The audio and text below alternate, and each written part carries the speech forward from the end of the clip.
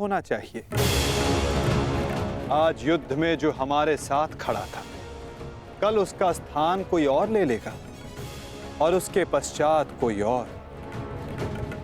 ये युद्ध है मित्र, इसे बदला नहीं जा सकता। बलिदान मांगना युद्ध की नियति है मित्र।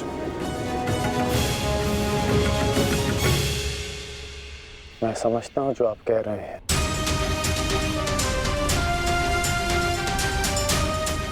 परंतु मन में अपनों की रक्षा की चिंता है।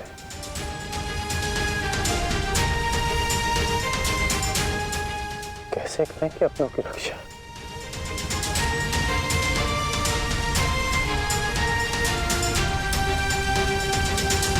यदि कारण महान हो तो उसका बलिदान भी महान देना होता है मित्र। इस युद्ध में हो रहे बलिदान को स्वीकार करो। एक योद्धा को युद्ध में जाने से पूर्व सभी प्रकार के मोह को त्यागना पड़ता है। मोह बंधन में बंधकर वो युद्ध नहीं कर सकता और ना ही अपनों की रक्षा कर सकता है।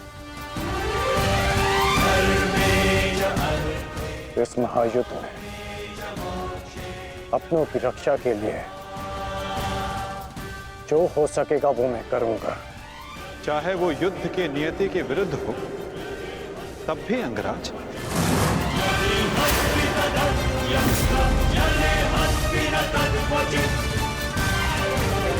उत्तर दो अंगराज, क्या तुम ऐसा कर पाओगे?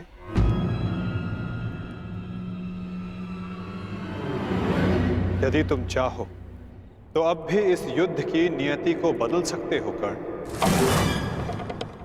सहस्त्रों के प्राण बचा सकते हो, अपनों को खोने के भय से बच सकते हो। तुम्हारे पास अब भी समय है। हमारे पक्ष में आकर इस युद्ध को एक दिन में समाप्त कर दो मित्र। इस महाविनाश का मूल्य कम कर दो। बोलो मित्र, अपने निष्ठा की नियति को बदलकर तुम इस युद्ध की नियति को बदलना चाहोगे? महामहिम भीष्म ने तुम्हें इस युद्ध भूमि में प्रवेश करने से वर्जित किया है। यही अवसर है मित्र, अपने भ्राताओं के साथ मिलकर धर्म के लिए युद्ध करके इसे समाप्त कर दो।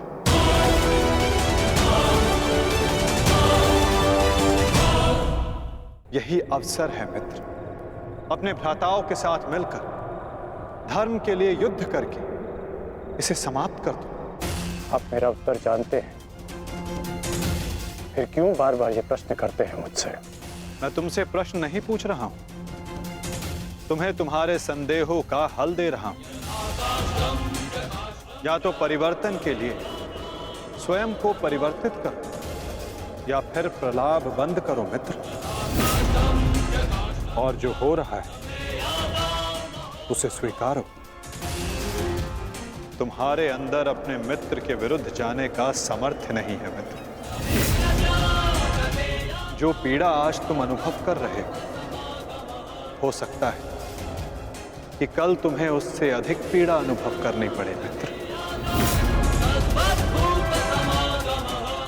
इसलिए कहता हूं अंगराज, या तो विरोध करने की शक्ति रखो या फिर पीड़ा सहने का सामर्थ्य।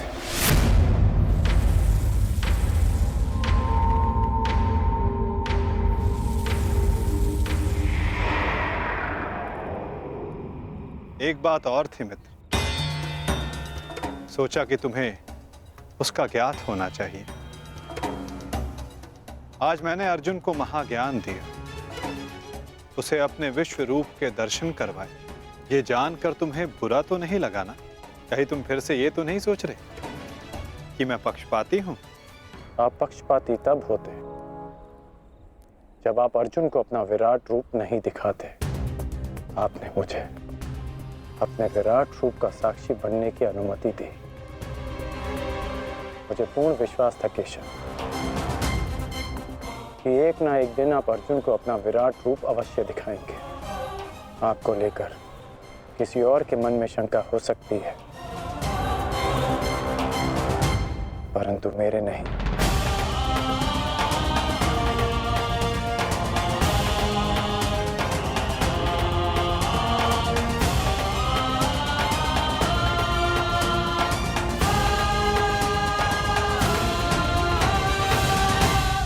एक दिन आपने मुझे पाषाण और मोरपंख होने का अर्थ समझाया था। हर पहेली का उत्तर हमारे चयन में होता है अंगराज।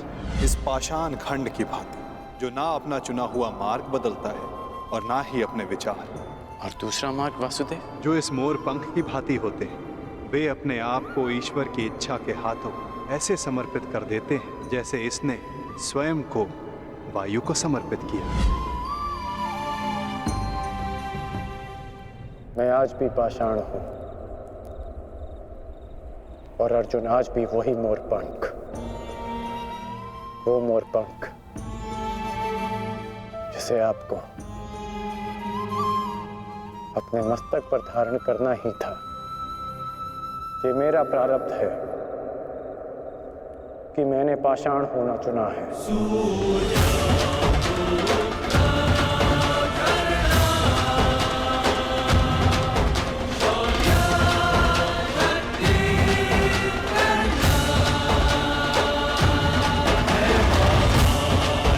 प्रणिपात केशव।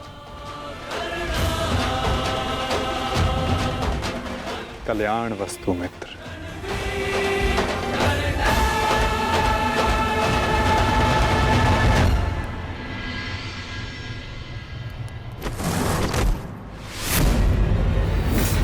युद्ध का पहला दिन कौरवों के नाम रहा। ये पांडव सेना के युद्ध बंदी ज्येष्ठ, हम इन्हें अपना दास बना लेते हैं। और मुझे पूर्ण विश्वास है कि अंतिम विजय भी हमारी ही होगी। उत्सव का आनंद लो। राजकुमार दुर्योधन की जय! राजकुमार दुर्योधन की जय! अरे मित्र, आओ आओ मित्र। हाँ, यहाँ उत्सव चल रहा है। तुम कहाँ रह गए थे? किस बात का उत्सव? उन पांडवों के विनाश का उत्सव, उनकी पराजय का उत्सव मित्र। उन पांडवों के विनाश का उत्सव जिसका श्रेय जाता है तुम्हारे पुत्र को, वीर महारथी वृषसेन को, जिसे तुमने इतना सामर्थ्यवान बनाया।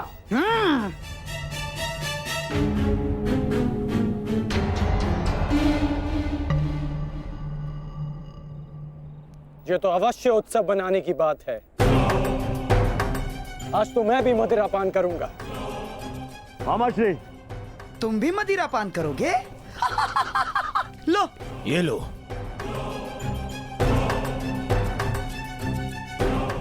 ये उत्सव पांडवों के विनाश के नाम। विनाश के नाम। मित्र, मैं इस युद्ध में उपस्थित नहीं था। क्या तुम मुझे बता सकते हो कि पांडवों की सेना में कितने हताहत हुए? पूरी एक औक्षणी सेना और साथ साथ उस मूर्ख बालक उत्तर का भी अंत किया आज हमने। विराट के छल का प्रतिशोध लिया हमने। उत्तम, अति उत्तम दुशासन। एक औक्षणी में 21 सहस्त्र 870 रथ और उनके रथी और इतने ही हाथी और उस पर सवार योद्धा 65 सहस्त्र 610 अश्वरोही 1,09,000 सहस्त्र 350 पैदल सैनिक। आज हमने युद्ध में इतने शत्रुओं का संहार किया। उत्तम, उत्तम, उत्तम। परंतु प्रतीत होता है कि हमारे ओर से कोई जानहानि नहीं हुई। तभी तो ये उत्सव बनाया जा रहा है ना मित्र?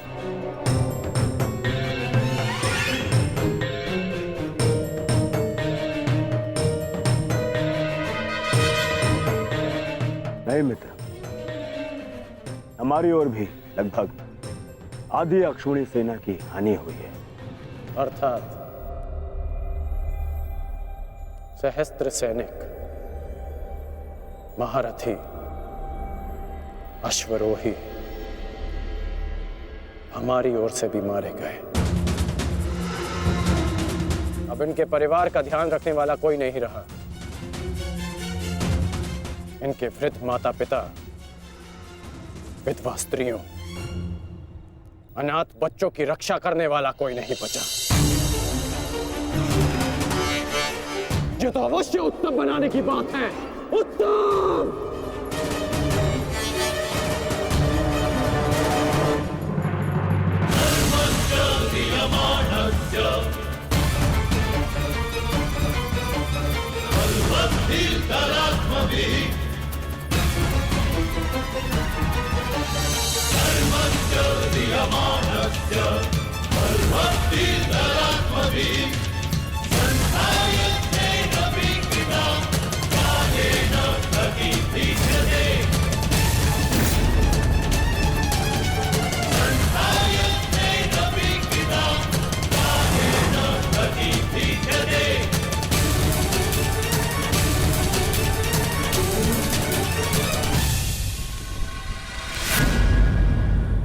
सैनिक, महारथी, अश्वरोही हमारी ओर से भी मारे गए। ये तो अवश्य उत्तम बनाने की बात है। उत्तम!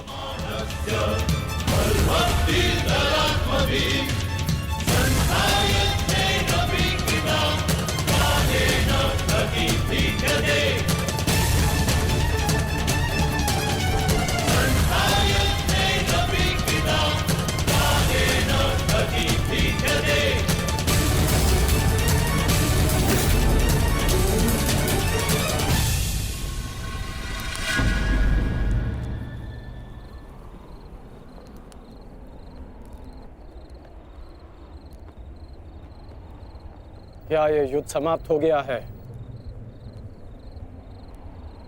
मैंने पूछा, क्या ये युद्ध समाप्त हो गया है? उत्तर दीजिए।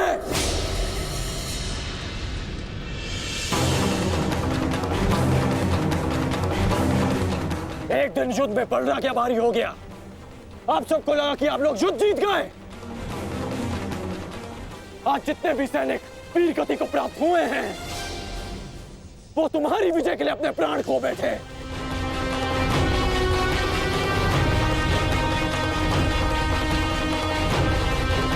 आप लोगों ने कभी सोचा है कि इस युद्ध में कितने जीवन दांव पर लगे हैं?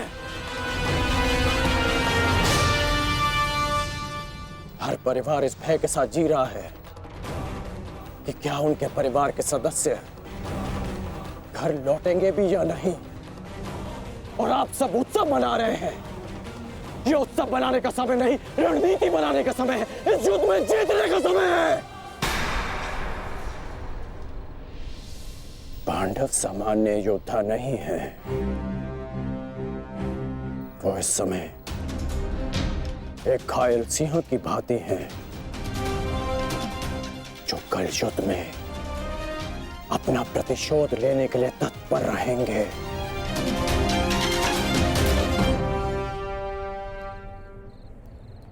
तो इसी क्षण इस उत्सव को बंद कीजिए।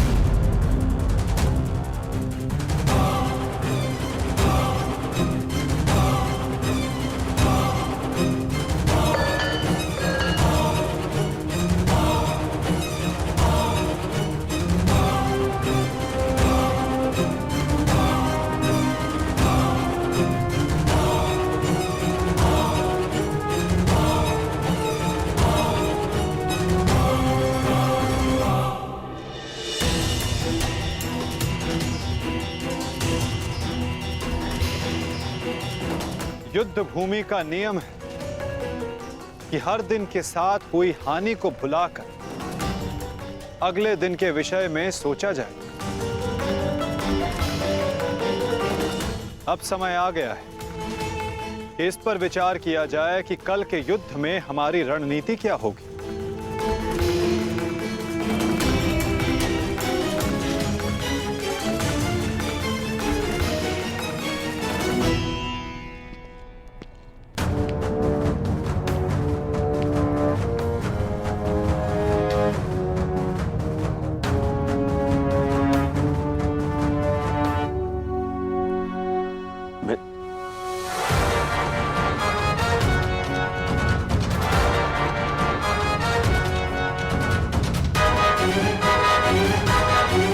परंतु कल के लिए हमारी योजना क्या होगी?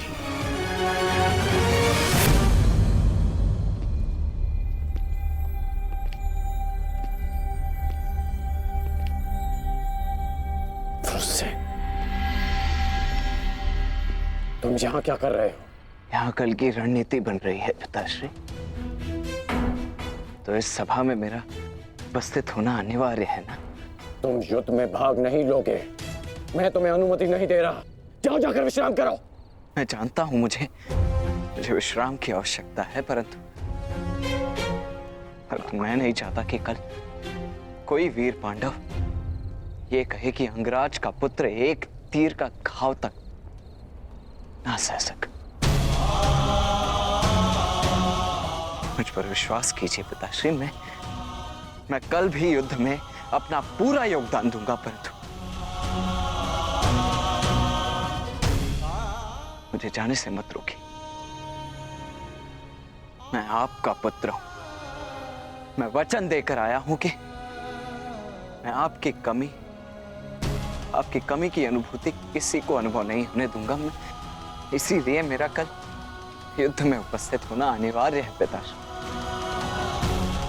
मुझे मेरा वचन पूर्ण करने दीजिए।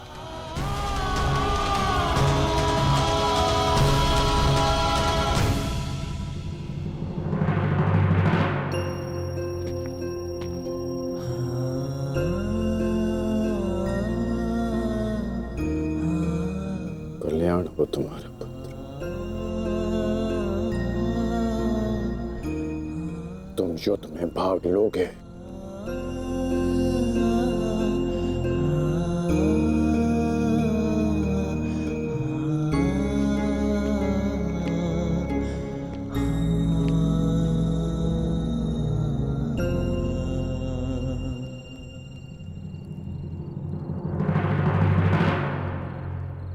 शत्रु सेना को हानि पहुंचाने के साथ साथ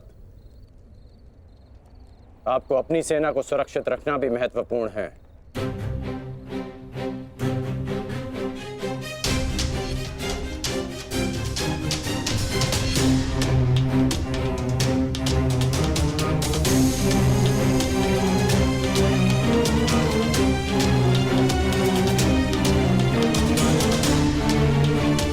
यदि युद्ध में शीघ्र विजय पानी है तो उसका एक ही मार्ग है,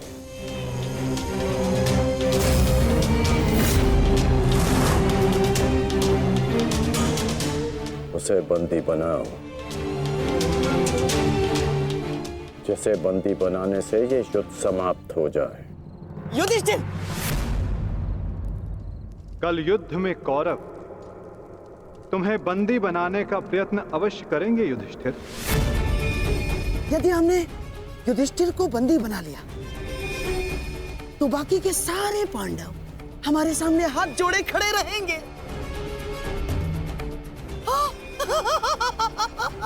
उत्तम! कल चाहे जो कुछ भी हो जाए,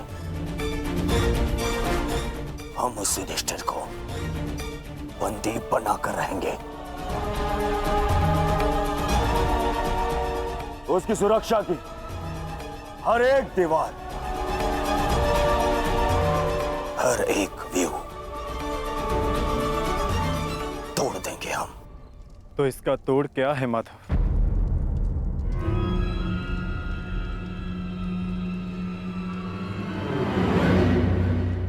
इसका एक ही तोड़ है पार्थ। कल युद्ध में धर्मराज युधिष्ठिर व्यू में सबसे आगे रहेंगे।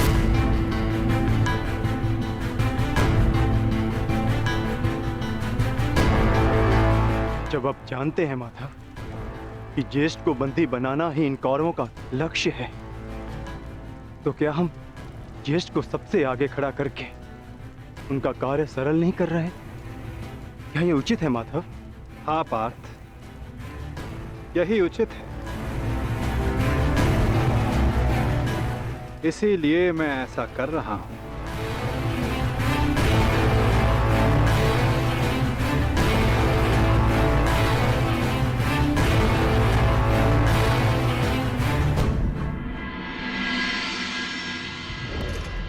युद्ध का दूसरा दिन।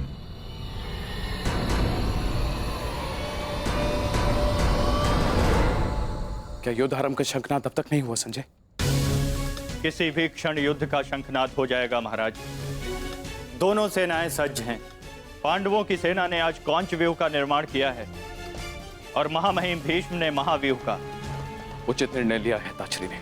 अब पांडव युधिष्ठिर की रक्षा के लिए उसे क्रौंच व्यू की अंतिम रेखा में रखेंगे।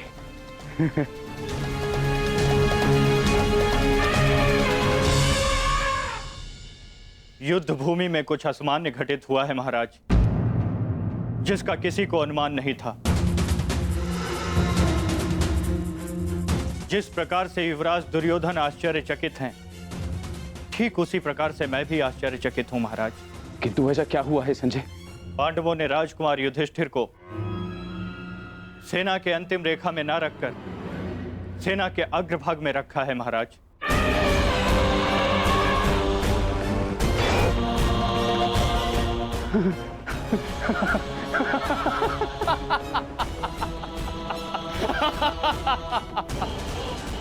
लगता है दूसरे ही दिन युद्ध हार जाना चाहते हैं पांडव, तभी तो ऐसी मूर्खता कर रहे हैं। अब मेरे पुत्र दुर्योधन के पंजों से युधिष्ठिर को कोई भी नहीं बचा सकता, कोई भी नहीं। मरेंगे, मरेंगे ये सब।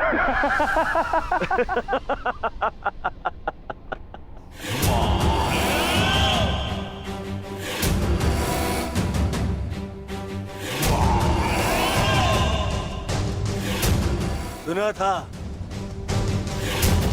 आज देख भी लिया। विनाश काले विपरीत बुद्धि।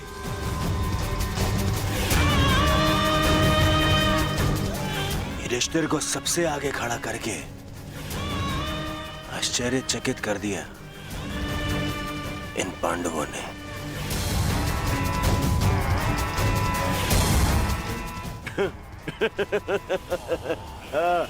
पितामह, देख रहे हैं, इन पांडवों ने स्वयं ही हमारा कार्य सरल कर दिया।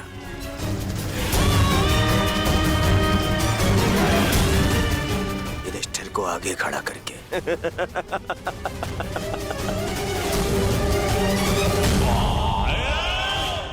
अब आज ही इस युधिष्ठिर को बंदी बनाकर इस युद्ध का अंत कर दूंगा मैं, आज ही। आजा, आजा।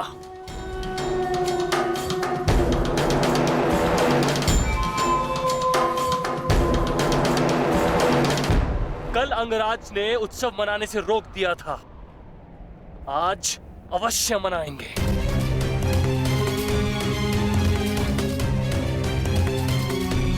देखा दुशासन, हमारी जीत का उत्सव। मत भूलिए पिताश्री ने क्या कहा था। अभी से उत्सव मनाने के विषय में सोचना भी मूर्खता है। युद्ध अभी शेष है।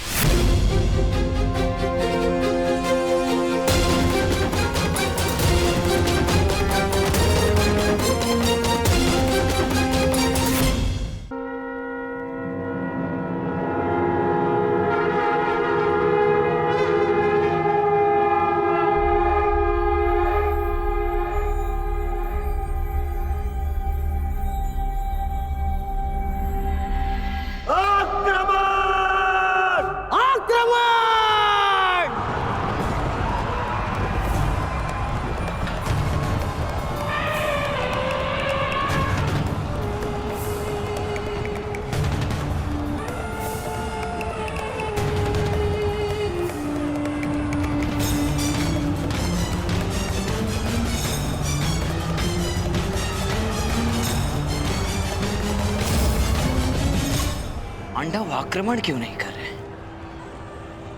योजना क्या है इनकी?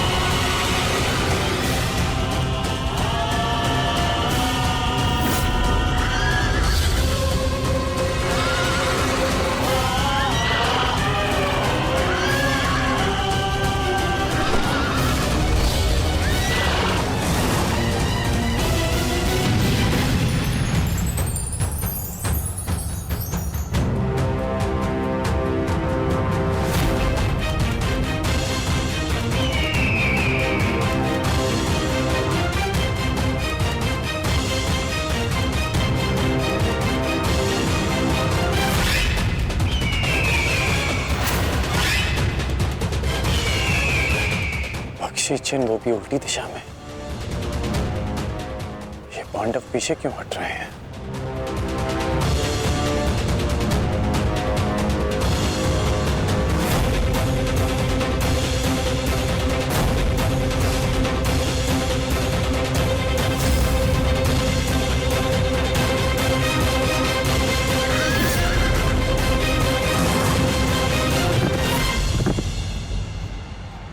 अरे वो तो पीछे हट रहे हैं।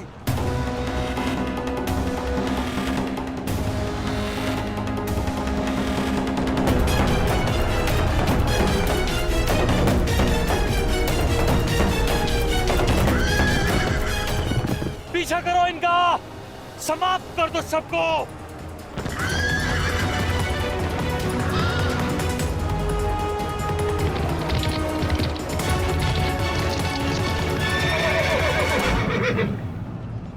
महामहिम, ये पांडुपुत्र करना क्या चाहते हैं? इस प्रकार पीछे लौट जाने के दो ही कारण हो सकते हैं। प्रथम, सेना के किसी प्रमुख की मृत्यु, या फिर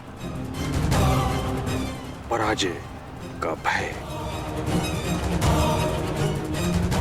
और यदि युद्ध के आरंभ में ही सेना इस प्रकार पीछे लौट जाए तो उसका अर्थ है यह उनकी रणनीति है।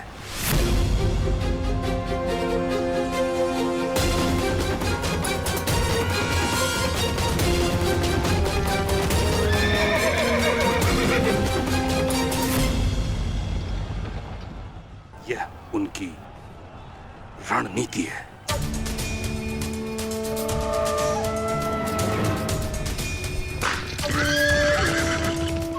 पर हमारे पास उन पांडवों से 5 अश्विनी सेना अधिक है।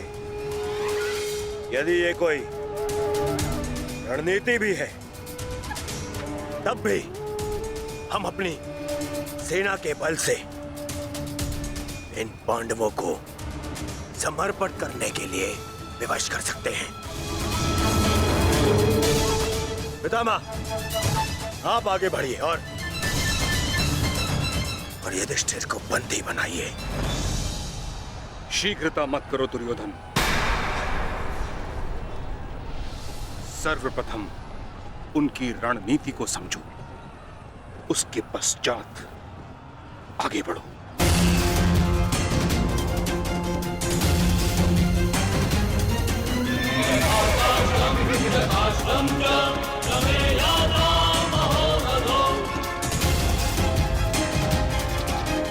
जितना सरल ये दिख रहा है, ये उतना सरल होना नहीं चाहिए। कुछ तो गड़बड़ है।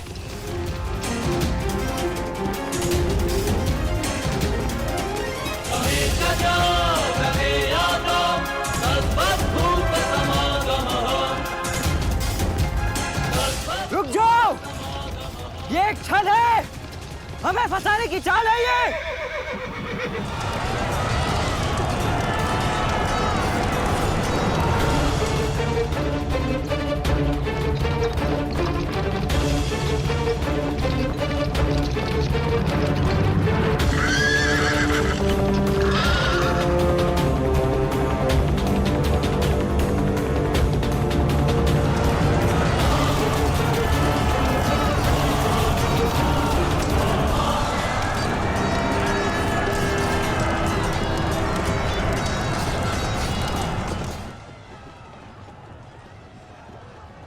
दुशासन और अश्वत्थामा अपनी सेना को लेकर कौरव सेना से अलग हो गए हैं महाराज। यह अवश्य ही पांडव सेना की कोई सोची समझी रणनीति है।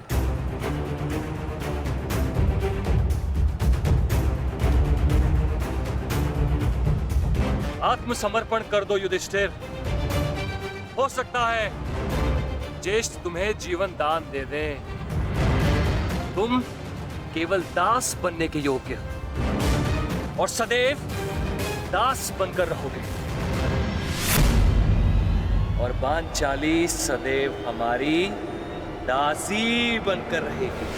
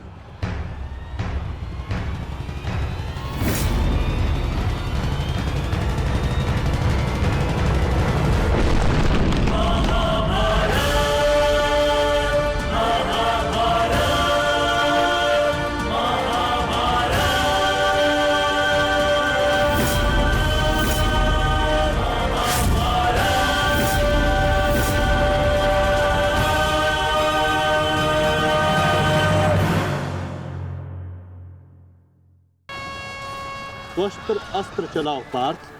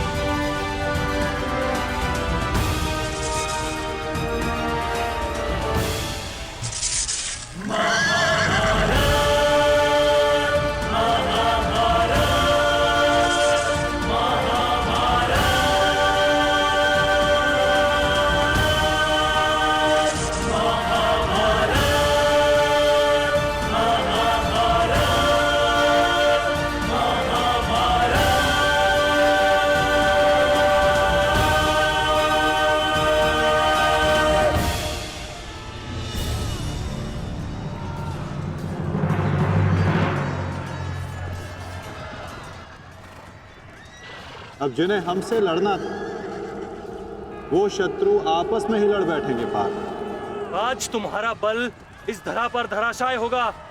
भीम, अर्जुन!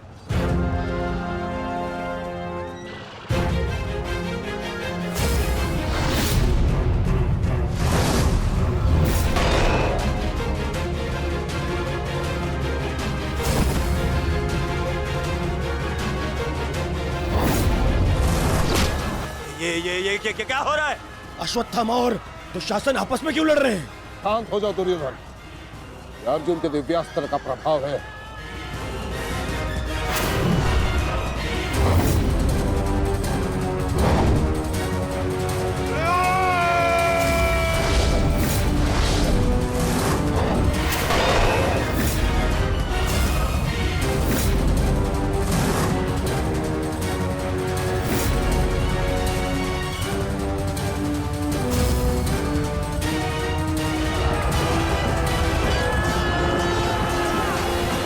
राजकुमार अर्जुन ने त्वस्तर अस्त्र का प्रयोग किया है महाराज।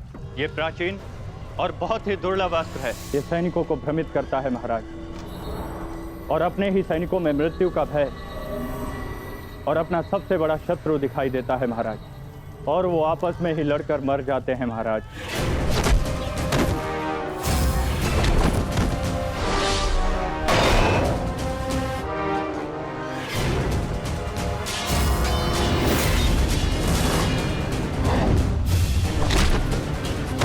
हाँ भाई, आप युवराज की सुरक्षा के लिए यही उपस्थित रहिए। मैं शीघ्र आता हूं।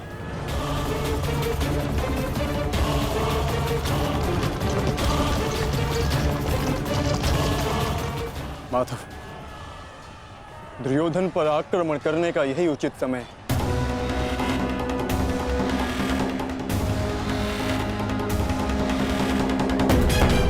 अंतिम प्रहार का समय आ गया है। सारथी,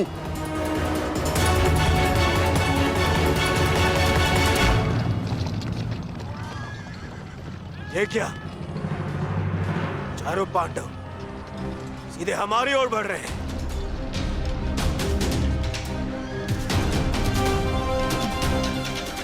वो भी बिना किसी सुरक्षा पंक्ति के।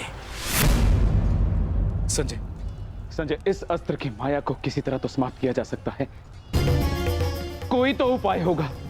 इसका उत्तर मेरे पास भी नहीं है महाराज, परंतु अवश्य ही राजकुमार अर्जुन के पास होगा और कदाचित वो अपने पुत्र अभिमन्यु को इसकी काट बता रहे हैं महाराज। सत्य कीर्ति अस्त्र, इसे उपयोग केवल एक शक्तिशाली योद्धा ही कर सकता है। हमारे विपक्षियों में आचार्य द्रोण, पितामह और अंगराज कर्ण इसका उपयोग करना जानते हैं। कर्ण तो युद्ध में सम्मिलित नहीं और आचार्य द्रोण और पितामह को इनकी रक्षा करने के लिए पहुंचने में समय लगेगा, इसलिए हम इसका लाभ उठा सकते हैं। परंतु तुम भूल रहे, युद्ध भूमि में एक और कुशल योद्धा है जो सत्य कीर्ति अस्त्र का प्रयोग करना जानता है।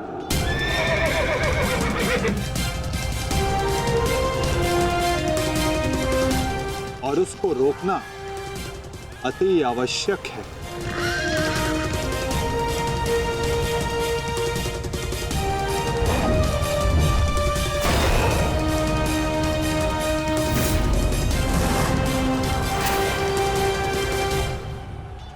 जितने भी अस्त्र हैं, ये शत्रु को भ्रमित कर देते हैं। परंतु इस भ्रम को तोड़ने का कोई तो उपाय होगा ना पिताश्री? एक ही अस्त्र है, सत्य कीर्ति अस्त्र।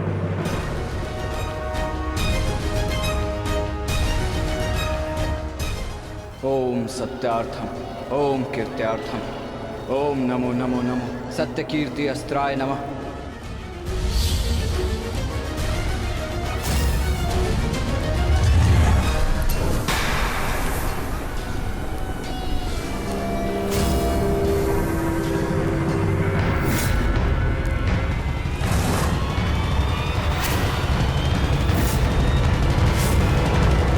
स्वागत है अभिमन्यु।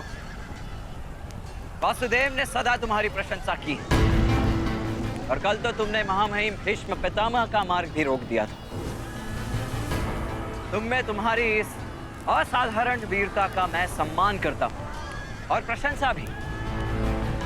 परंतु इस समय मुझे मेरी सेना की रक्षा करनी है और ऐसा करने से मुझे कोई नहीं रोक सकता।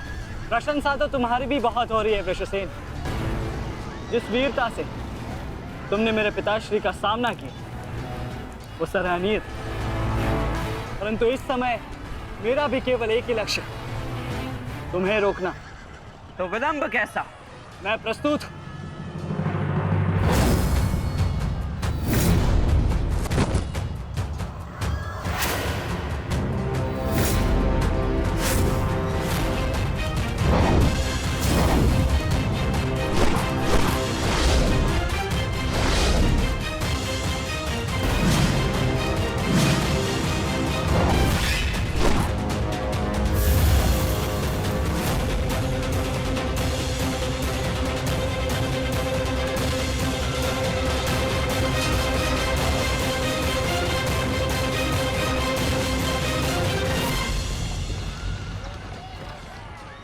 मैं गुरु द्रोण को रोकता हूं। नहीं अर्जुन, गुरु द्रोण का सामना मैं करता हूं, तुम आगे बढ़ो। नहीं भ्राताश्री, दुर्योधन के समर्पण की पुष्टि करने के लिए आपका वहां होना अति आवश्यक है। और जो इसमें सक्षम है वो है भ्राता भीम। पितामह को केवल भ्राता अर्जुन ही रोक सकते हैं।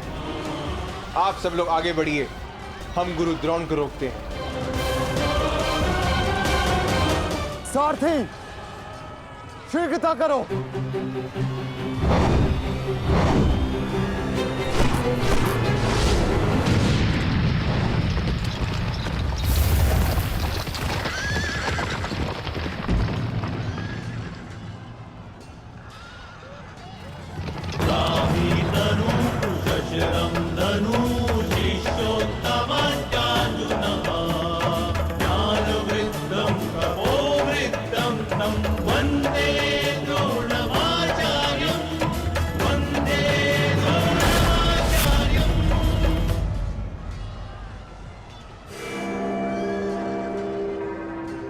हस्तिनापुर नरेश, महाराज धृतराष्ट्र के ज्येष्ठ पुत्र दुर्योधन तक पहुंचने के लिए तुम्हें मेरा सामना करना होगा।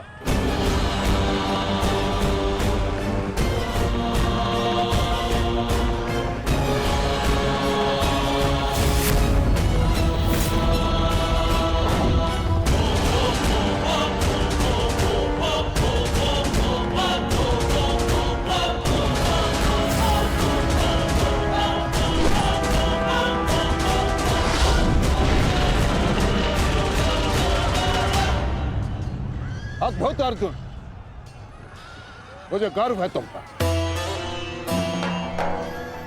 माना कि भ्राता अर्जुन आपके प्रिय है, परंतु हम भी आपके शिष्य हैं गुरुदेव। अपने साथ द्वंद्व करने का अवसर हमें भी प्रदान करें। अवश्य पुत्र, परंतु स्मरण रहे एक क्षण तुम्हारे समक्ष तुम्हारे गुरु द्रोण खड़े हैं। द्वंद्व इतना सरल नहीं होगा, स्मरण रहे। हमारे गुरु ने हमें कठिन कार्यों को साधने की पूर्ण शिक्षा दी है गुरुदेव। तो सावधान नकुल।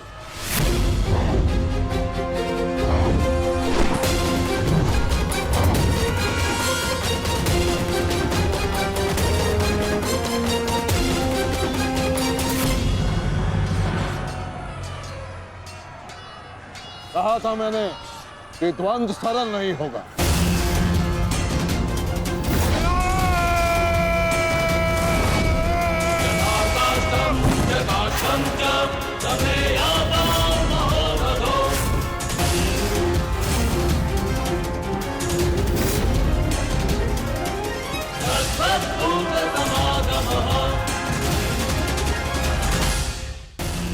पहले मैं आपसे द्वंद्व करूंगा गुरुदेव।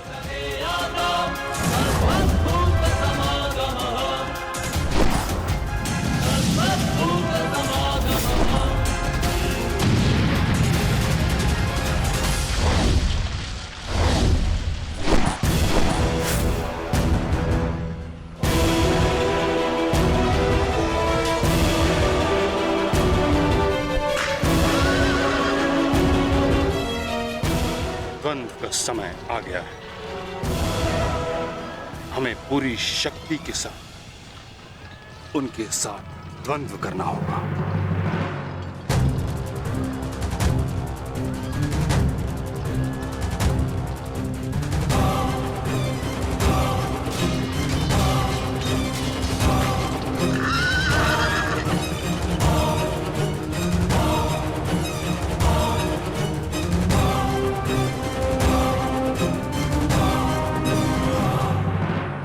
क्या हुआ पुत्र?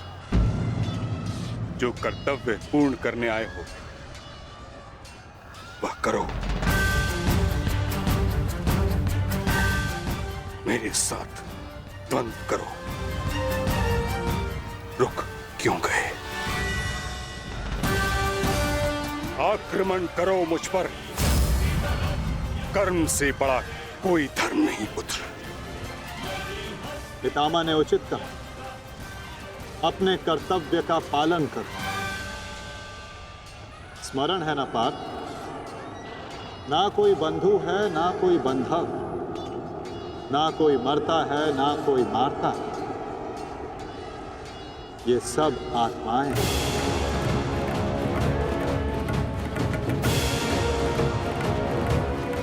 हम सब निमित्त मात्र हैं पार्थ। अब किस अवसर की प्रतीक्षा कर रहे हो? अवसर तो तुम्हारे समक्ष खड़ा है पार्थ।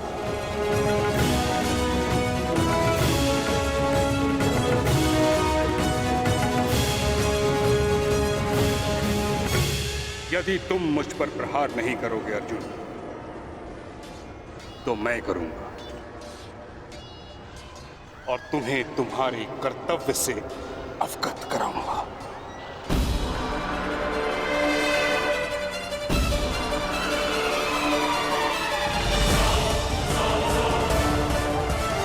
अपने प्रेम भाव को अपनी दुर्बलता मत बनाओ पार्थ, अन्यथा तुम्हारा यही प्रेम भाव तुम्हारी पराजय और अधर्म की विजय का कारण बनेगा।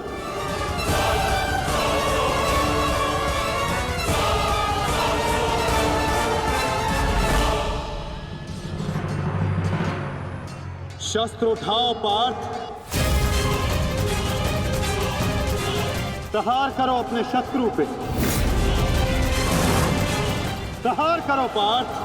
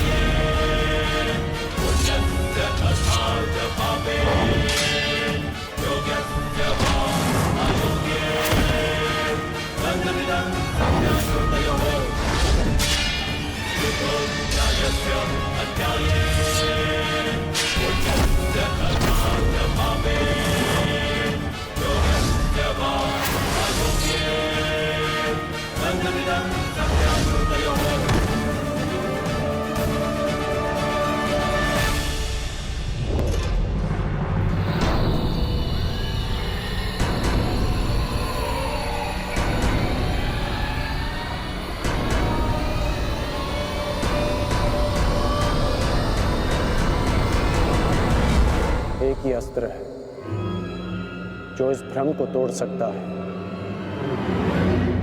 सत्य कीर्ति अस्त्र।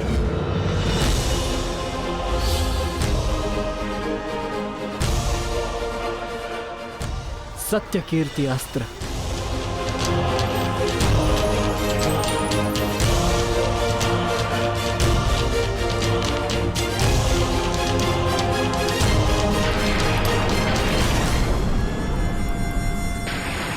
मुझे अपने कर्तव्य का पालन करना ही है। तुम भी अपने कर्तव्य का पालन करो मित्र। हम दोनों को कोई नहीं रोक सकता।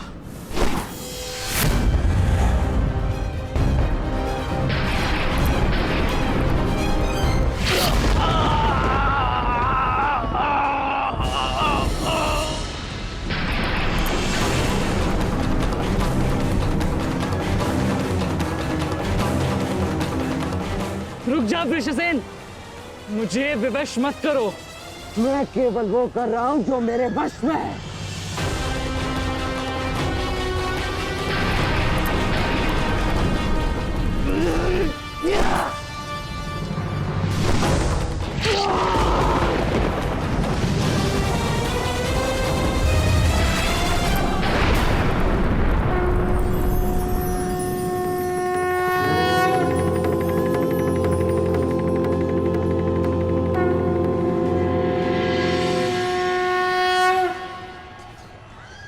अद्भुत। मुझे तुम पर गर्व है पुत्र।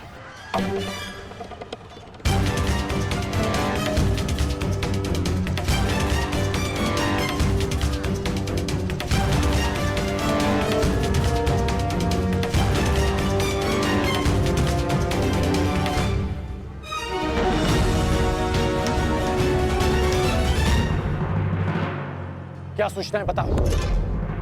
अंगराज, मैं वो बताओ मुझे। कुमार वृषेण। क्या हुआ वृषसेन को? बोलो। युद्ध में बुरी तरह घायल हुए हैं।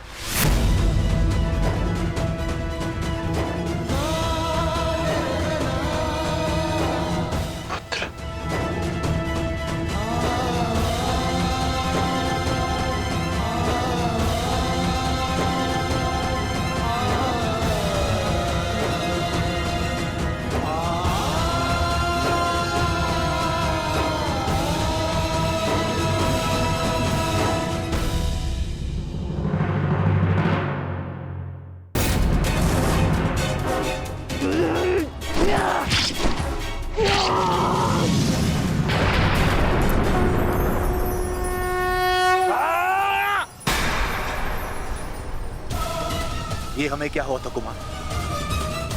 हम एक दूसरे पे क्यों प्रहार कर रहे थे? अवश्य कोई माया थी जिसका अंत हुआ। आओ आओ, शत्रु हमारे प्रहार की प्रतीक्षा कर रहा है। चलिए कुमार।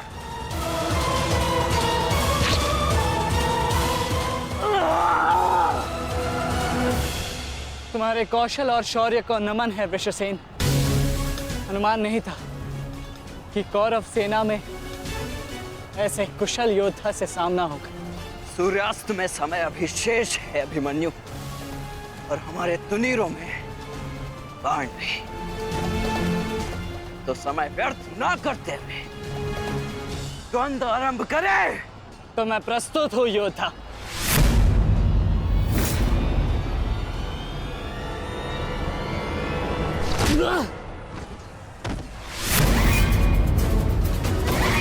तेरे पिता की माया का अंत हुआ बालक, और अब तेरा अंत होगा।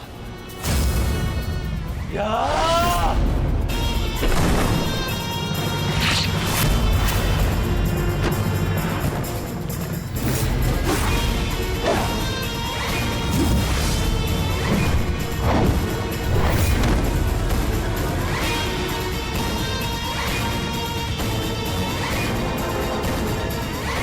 हार तब नहीं होती जब मनुष्य पराजित होता है। हार तब होती है जब वो हार मान जाता है। हार मत स्वीकारना पुत्र। इस कुरुक्षेत्र की भूमि को, इस महाभारत के युद्ध को तुम्हारी आवश्यकता है। अभी बहुत द्वंद्व शेष है। उठो, अपने क्रोध को, अपने साहस को, अपने विश्वास को एकत्रित करो। उठो और युद्ध करो। उठो पुत्र, उठो पुत्र, उठो पुत्र।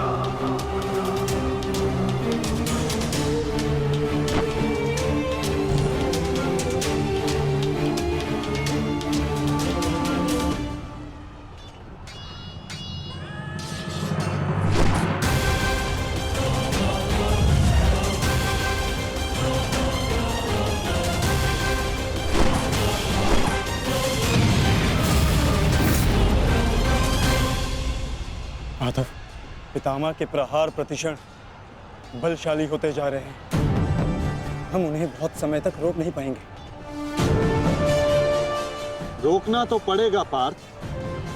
जितना समय तुम इन्हें रोकोगे उतना समय भीम को मिलेगा कि वो दुर्योधन को परास्त कर युधिष्ठिर के समक्ष आत्मसमर्पण करने को विवश कर सके।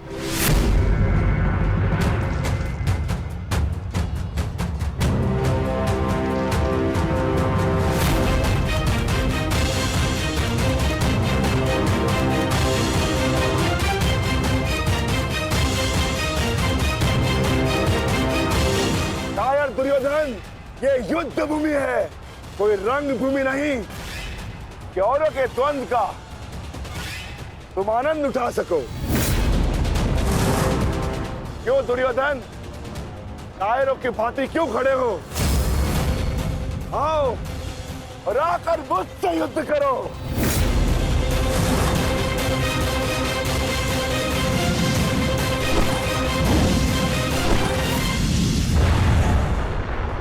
गंगापुत्र, शीघ्रता कीजिए। अर्जुन आपको द्वंद्व में उलझा रहा है। इधर भीम दुर्योधन की ओर बढ़ रहा है। महामहिम, कुछ कीजिए।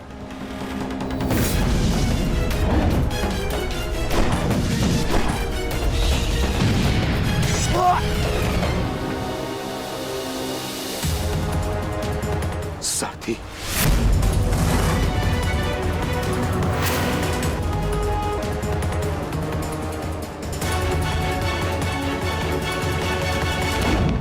सावधान अर्जुन, या तो तुम युद्ध करना भूल गए हो या फिर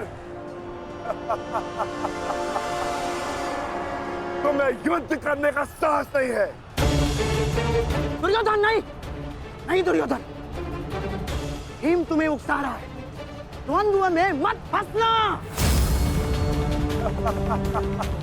उचित कहा मामाश्री।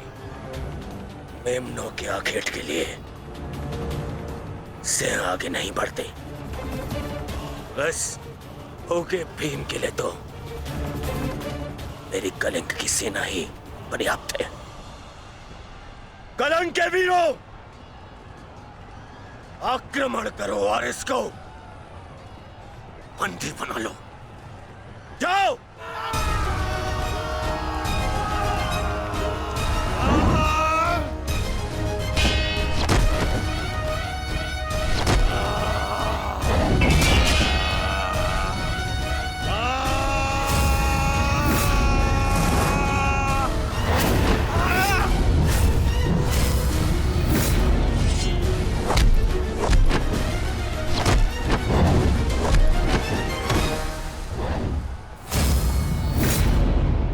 दुर्योधन, बस ये इतने से थे?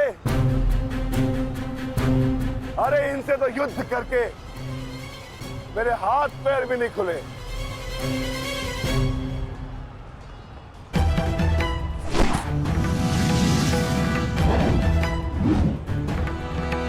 आप नियम भंग कर रहे हैं आचार्य। आप एक साथ दो पर आक्रमण नहीं कर सकते। स्मरण रहे कि युद्ध के नियम के अनुसार दो योद्धा एक योद्धा पर आक्रमण नहीं कर सकते,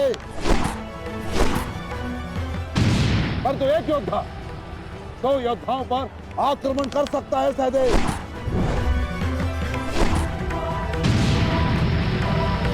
क्या करें नकुल? कुछ करना होगा। हमें गुरु द्रोण को रोककर अधिक से अधिक हमें भ्राता भीम को देना होगा। युद्ध सभा में चीख चीख कर अपने पौरुष का बखान करने वाले एक नपुंसक के भांति क्यों खड़े हो? अब किसे लाओगे अपनी ढाल बनाकर? ये विकोदर भीम तुम्हारी हर ढाल को तोड़कर तुम्हारा अंत करेगा। मैं तुम्हारे प्राण लेकर रहूंगा कायर दुर्योधन।